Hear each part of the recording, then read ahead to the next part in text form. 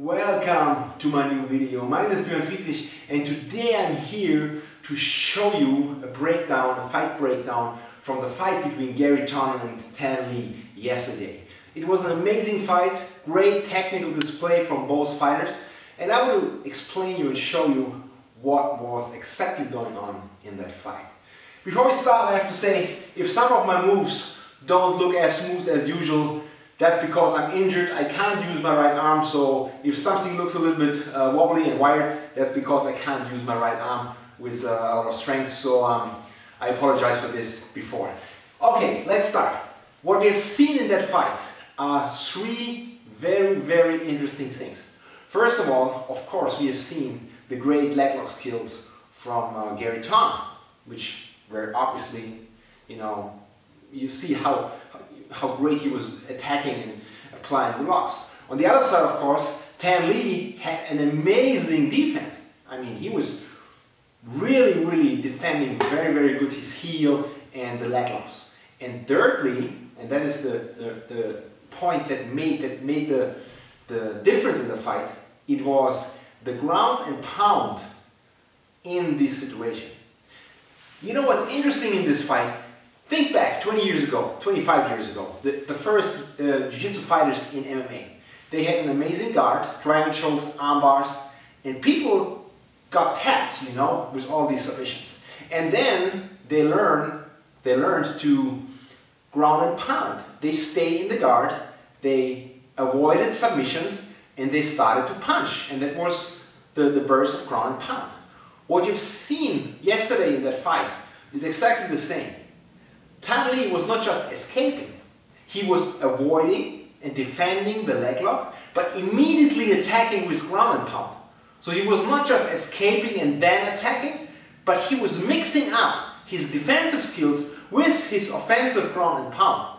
And that was the main difference, and I think that was the main cause why he could win that fight in such a spectacular fashion. So let's start with the techniques. So let's start right from the grappling exchange. Both fighters were in a kind of clinch, and Garry was sitting down and was trying to get this position. And he tries to get the bump in and to throw him forward. And that's what he wants to do, and then he wants to go for a leg control. But Thanh was pretty smart. As soon as they hit the ground, he kept his base, and before Garry was able to pull him forward or push him forward, he was able to hit him pretty good with one shot. He hits him once, then he gets thrown forward. He keeps his base on his hand, not on both hands because he always was punching with the right. Then he was turning into him, you see, and from here, Garry was pulling this leg out.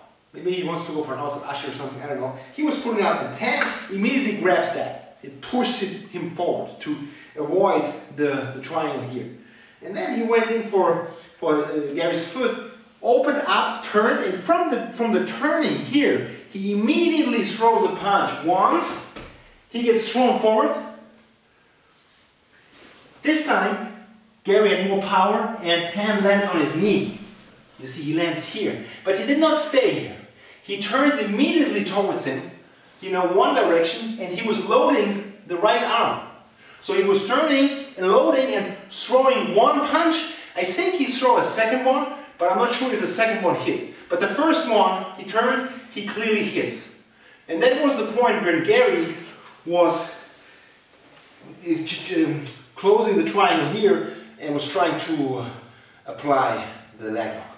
So let's go one more time. The first sequence, the first exchange. Which is pretty interesting because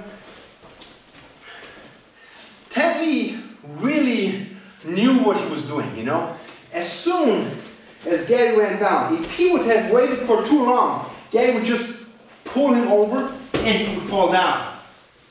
But he was smart and he kept his base, and as soon as they ended up here, he hit him once. Now he gets bumped forward, but he was really on his head, so he could turn easily. Puts his feet out, turns, and now this leg comes out. I don't know why, but Garry brought it out. He did not choose to stay in a single leg X. So he grabs it and pushes forward. And now this one, he was turning with his hips and throwing a good punch here. Now he was falling over to his knee this time, but he did not stay here and allowed him to attack the heel. He was turning, and from the loading of the hips, he punched once, and I think the second time. And then, of course, the position was pretty good. Then Garry was able to close the triangle here and control the leg. That was the first sequence. So let's continue now from the actual leg lock position. They're on the ground, and Garry has the triangle here, and the heel was pretty much exposed. But what you could see is that his intense knee, sometimes it was on this side, but it was pretty often right on the middle. So he was trying to defend his knee line. What really makes a difference was his ability to grab and hold. He was always, grab my heel, he was always going for working on the hands from Garry Tonon. So he could not pull the heel hook, could not rotate too much because the knee was, you know, it was right in the middle and he was holding here. That was helping him. Then what he was doing is he was opening up the triangle. You see, he was, I think he was, once he was bumped on his side, and then he comes up again, and he was opening up this, you see. And from here, he went up, which is for me a little bit difficult for him. He's more athletic than I am, so he went up, and then from here he put weight forward. You see, and was controlling, like before, controlling this. And he throws in one hammer fist, you see. And then the battle goes back and forth. He was controlling the leg, and then Garry gets his leg inside again, and he did exactly the same. This time, he did it really strong, and you could see that in the video. It looks different than when we are doing it. He throws Garry pretty far forward, and then Thanh pretty far forward. And Garry was kind of doing a backward roll kneeling, you know. So he did this, and we end up here, and he goes again. And then here, let's turn a little bit. And here, what happened was, they get up again, and Garry, it appears that he's not staying here. It appears he is going for an outside ashi, and he's crossing. And what happened, you know, it was he was pushing that and throwing the final punch. You see, that was the final punch that finished the fight. So one more time. So it started over here. They were in this sequence, and this was, in my opinion, maybe the most dangerous moment in the whole fight for Thanh, because his heel was exposed, and he was holding on with his hands, which was good, and he was trying to keep his knee on the leg, sometimes a little bit over, but it was not too deep, you know. It was not like this. It was really right on the edge usually, and he was controlling and opening up, and then he comes up here, and then he don't allow him to triangle. He gets up and he goes forward. And you see that he puts pressure on him. And then he did one hammer fist. And then it goes back and forth, back and forth. And then Garry frees his leg, got inside, did his bump, really strong bump this time. And forward, he rolled, and then get up again. This leg comes out, was pushed to the side from Thanh, and then the final strike, bam, hit Garry and knocked him out. So you could see, one more time, you could see that there was always a pretty good combination of ground and pound with escaping.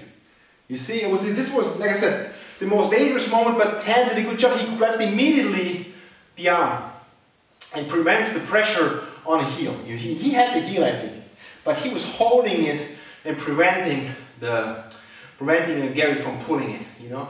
And his knee was pretty close to the knee line. He opened the triangle, you understand, and then he came up here. And he came up, turns into him, controlled his leg, hammer fist once, back and forth. Garry got the last time, he get the pretty strong bump forward. They go forward. He came up here. They went, they get up. Garry tried the outside ashi, got pushed down here, and then boom, the final punch that finished the fight. that was the breakdown between Thanh and Garry Tonon. Like I said, both are great athletes, and I think the fight could have gone both ways. You know, it's like, I mean, Garry has amazing leg lock skills, but Thanh had amazing defensive skills and great ground and pound. And I hope you got some ideas of what was going on in that fight. It's pretty interesting to see how Jiu-Jitsu is transferred into the MMA game, but it's also pretty interesting to see how striking and how ground and pound can change the dynamics of a pure grappling situation. Because in a pure grappling situation, that would be likely the end, you know. But with the ground and pound, the whole situation changed, and that is pretty interesting. And I think this will give room for the future to create even more combinations of Jiu-Jitsu and in combination with striking, and give you a great symbiosis of MMA, Jiu-Jitsu for MMA. So thank you very much, and see you next week.